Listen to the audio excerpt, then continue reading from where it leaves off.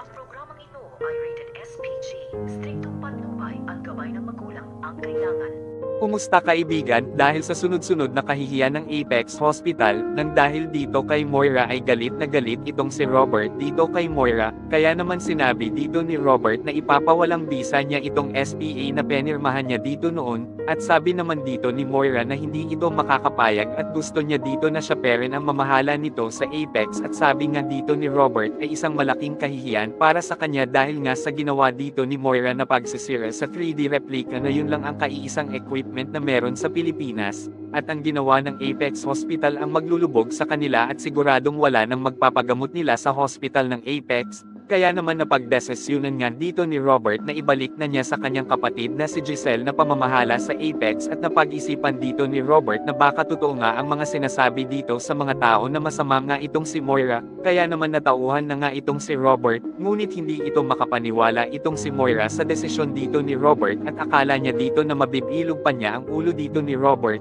At ng mga oras na yun ay sinabi na dito ni Robert kay Moira na ban na nga siya sa Apex Hospital at hindi na ito maari pang tumungtong, at marami ditong mga board member na nakiusap na ibalik ang pamamahala dito ni Giselle, at lalong-lalo pa na hindi niya ito kayang i-manage dito kay Moira, at sa kabilang banda ay tiniis nga dito ni Zoe ang amoy na mabahong kotse ni Doc Glendon dahil nga sa ginawa dito sa kanyang ina na si Moira, at dahil dito wala siyang magawa kundi linisin ito dahil hawak na siya sa leeg ni Doc Glendon, at sabi naman dito ni Doc Glendon kung hindi ito susunod sa inutos niya dito ay sisiguraduhin niya na mabubunyag ang sekreto ni Zoe at ni Doc Carlos dahil sa nilihim nilang mag-ama. Kaya naman natatakot itong si Zoe na malaman ang lahat na si Annalyn ang legit na anak ni Robert, at baka mawala na rin ang lahat sa kanila, at tanging si Annalyn lang ang tagapagmana ng Apex nito kapag nabunyag ang sekreto ni Zoe at Moira. At nang bumalik na nga itong si Doc Glendon sa parking area ng Eastridge, nang nakita niya dito ang kanyang sasakyan na malinis na ito at mabango,